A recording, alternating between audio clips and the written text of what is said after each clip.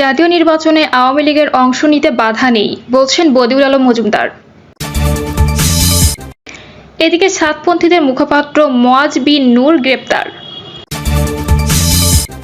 জানাবো সবচেয়ে কম মূলার দাম, সর্বোচ্চ 140 টাকা টমেটো। এবং সর্বশেষ জানাবো ট্রাক চাপায় মোটরসাইকেলে 2 আরোহী নিহত। শুনছিলেন সংবাদ শিরোনাম, এবারে বিস্তারিত। জাতীয় নির্বাচনে আওয়ামী লীগের অংশ নিতে বাধা নেই বলছেন বদিউল আলম মজুমদার।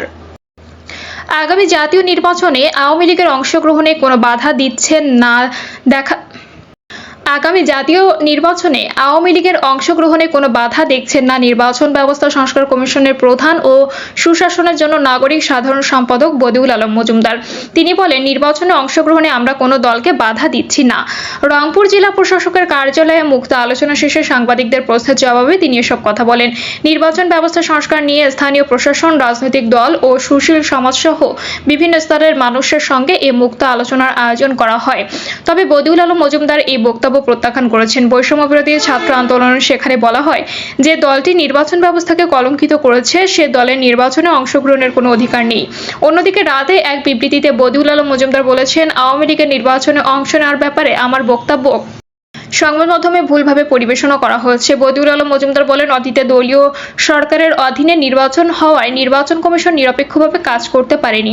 এবারে নির্বাচনে নির্বাচনী কর্মকর্তারা সব ধরনের প্রভাব মুক্ত থাকবেন, তাই অবাধ, সুষ্ঠু ও নিরপেক্ষ নির্বাচন সম্ভব হবে। তিনি আরো বলেন, অন্তর্বর্তী সরকারের সময় দেশে অবাধ, সুষ্ঠু, নিরপেক্ষ ও শান্তিপূর্ণ নির্বাচন অনুষ্ঠিত হবে। ভোটের মাঠ থাকবে সমতল, সেভাবে নির্বাচন কমিশন গঠন করা হবে। থাকবে না কোনো রাজনৈতিক হস্তক্ষেপ।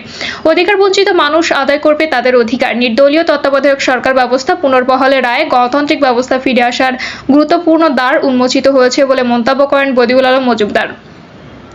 তিনি বলেন, নির্বাচন কমিশন এবার পক্ষপাত মুক্ত হবে। কমিশনে নির্বাচন কর্মকর্তা সংশ্লিষ্টদের অন্তর্ভুক্ত করার পরিকল্পনা রয়েছে। নির্বাচন সংস্কার কমিশনের প্রধান বলেন, দেশের মানুষকে নির্বাচনমুখী করতে অন্তর্বর্তী সরকার নানা উদ্যোগ নিয়েছে। এজন্য নির্বাচন সংস্কার কমিটি গঠন করেছে।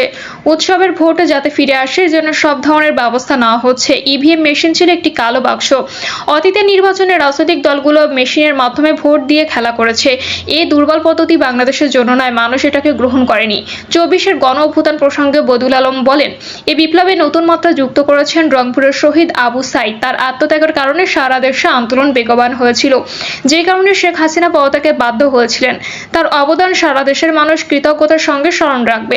তিনি বলেন, সব রাজনৈতিক দল সহ অংশীজনদের সঙ্গে আলাপ আলোচনা শেষে 31শে ডিসেম্বরের মধ্যে প্রধান উপদেষ্টার কাছে সংস্কার প্রস্তাব পেশ করা হবে। বদিউল আলমের বক্তব্য প্রত্যাখ্যান বৈষম্য বিরোধী ছাত্র আন্দোলনের। আগামী জাতীয় সংসদ নির্বাচনে অংশ নিতে আওয়ামী লীগের কোনো বাধা নেই বলে নির্বাচন সংস্কার কমিশন প্রধান ডক্টর বদিউল আলম মজুমদার যে বক্তব্য দিয়েছেন তা প্রত্যাখ্যান করেছে বৈষম্য বিরোধী ছাত্র আন্দোলন। রংপুরে ডক্টর বদিউল আলম মজুমদারের এমন বক্তব্যের কয়েক ঘন্টার মাথায় সন্ধ্যায় সংগঠনটির এক বিবৃতিতে তা জানানো হয়। এতে বলা হয়, আওয়ামী লীগ বাংলাদেশে একাধিক গণহত্যার জন্য দায়ী গোষ্ঠী। এছাড়াও গুম, খুন, বিচার বহির্ভূত হত্যা সহ বিরোধী মানবতা বিরোধী কর্মকাণ্ডে আওয়ামী লীগ 16 বছর ধরে জড়িত ছিল। সর্বশেষ জুলাই গণহত্যার প্রায় 2000 শহীদের প্রাণ এবং 30,000 অধিক মানুষের অঙ্গহানি করেছে আওয়ামী লীগ। দলটি বিগত 3টি নির্বাচনকে অবৈধ হিসেবে নিজেদের কুক্ষিগত করেছে। বিবৃতিতে আরো বলা হয় যে দলটি বাংলাদেশের নির্বাচন ব্যবস্থাকে কলঙ্কিত করেছে, তাদের নির্বাচনে অংশগ্রহণের সুযোগ প্রদান জন আকাঙ্ক্ষার বিরুদ্ধাচারণ। বৈষম্য বিরোধী ছাত্র আন্দোলনের যে কোনো রাজনৈতিক কর্মকাণ্ডে আওয়ামী লীগের অংশগ্রহণের বিপক্ষে অবস্থান করে। নির্বাচন সহ যে কোনো রাজনৈতিক কর্মকাণ্ডে আওয়ামী লীগ অংশগ্রহণ করলে জুলাই গণ অভ্যুত্থানের শহীদদের রক্তের অবমূল্যায়ন হবে। বদিউল আলম মজুমদারকে তার বক্তৃতা প্রত্যাহার করে আওয়ামী লীগকে নির্বাচনে অংশগ্রহণ করতে না দেওয়ার জন্য যথাযথ ব্যবস্থা নিতে আহ্বান জানিয়েছে বৈষম্য বিরোধী ছাত্র আন্দোলন। আমার বক্তব্য ভুলভাবে পরিবেশন করা হয়েছে। বদিউল আলম মজুমদার আগামী নির্বাচনে ক্ষমতাচ্যুত আওয়ামী লীগের অংশ নেওয়ার বিষয়ে বিভিন্ন সংবাদ মাধ্যমে আমার বক্তব্যের ভুল ব্যাখ্যা দিয়ে পরিবেশন করা হয়েছে বলে দাবি করে এর প্রতিবাদ জানিয়েছে নির্বাচন ব্যবস্থা সংস্কার কমিশনের প্রধান ডক্টর বদিউল আলম মজুমদার। তিনি বলেন, এটি কারো অজানা নয় যে আইসিটি আইনে ইতোমধ্যে অনেক মামলা রুজু হয়েছে। শেখ হাসিনা সহ অনেক আওয়ামী লীগ নেতার বিরুদ্ধে হত্যা মামলা দায়ের হয়েছে। আওয়ামী লীগের নির্বাচন কার্যক্রম নির্ভর করবে এসব মামলা সুরাহার ওপর। কিন্তু কিছু গণমাধ্যম আমার বক্তব্যের ভুল ব্যাখ্যা দিয়ে সংবাদ পরিবেশন করছে, যা অনাকাঙ্ক্ষিত। রাতে এক ফেসবুকে পোস্টে রংপুরে দেওয়া বক্তব্যের ব্যাখ্যায় তিনি কথা বলেন। ফেসবুক পোস্টে বদিউল আলম মজুমদার বলেন, রংপুর জেলা প্রশাসকের সম্মেলন কক্ষে নির্বাচন ব্যবস্থা সংস্কার কমিশনের উদ্যোগে অংশীজনের সঙ্গে এক সফল সংলাপের পর স্থানীয় কিছু সাংবাদিক ভবিষ্যতের নির্বাচন সম্পর্কে আমার কাছে জানতে চান। আমি বলেছি যে আমাদের কমিশন সুষ্ঠু, নিরপেক্ষ ও অংশগ্রহণমূলক নির্বাচনের লক্ষ্যে প্রয়োজনীয় নির্বাচনী আইন কানুন ও বিধিবিধান সংস্কারের প্রস্তাব করবে। আমি আরো বলেছি, ভবিষ্যতে আইন কানুন মেনে প্রস্তুত হয়ে নির্বাচনে যারা অংশগ্রহণ করতে পারবে তাদের ব্যাপারে আমি কোনো বাধা দেখছি না। এছাড়াও এটি নির্বাচন কমিশনের বিষয়। বদিউল আলম মজুমদার বলেন, আমি স্পষ্ট ভাষায় বলতে চাই যে বিপুল সংখ্যক ছাত্র জনতার আত্মত্যাগ ও প্রাণহানির বিনিময়ে গত 5ই আগস্ট এক গণ অভ্যুত্থানের মাধ্যমে ক্ষমতাসীন আওয়ামী লীগ সরকারের পতন হয়েছে। এ লক্ষ্যে বিগত কয়েক বছর ধরে আমি নানাভাবে ভূমিকা রেখেছি এবং এজন্য নানাভাবে হেনস্থার স্বীকার করেছি। কিন্তু আমার বক্তব্যের ভুল ব্যাখ্যা প্রচার আমাকে ব্যথিত ও মর্মাহত করেছে। আমি মনে করি এ ধরনের অপপ্রচার শহীদ আবু সাঈদ ও শহীদ মুগ্ধের রক্তকে অস্বীকার করার শামিল। সাতপন্থীদের মুখপাত্র মুয়াজ বিন নূর গ্রেপ্তার। বিশ্ব ইজতেমার 42 দিন আগে জোর ইজতেমা নিয়ে বিরোধের জেরে 3 জন নিহতের ঘটনায় 29 জনের নাম উল্লেখ করে মামলা করা হয়েছে।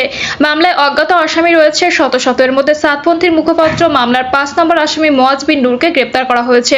মামলার বাদী চুরায়ে নেজামের সাথী এস.এম. আলম হোসেন।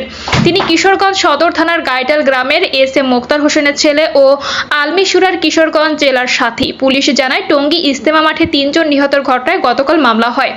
এই মামলায় 5 জন আসামি মুয়াজ বিন নূরকে গোপন সংবাদের ভিত্তিতে ঢাকার উত্তরায় অভিযান চালিয়ে গ্রেপ্তার করা হয়।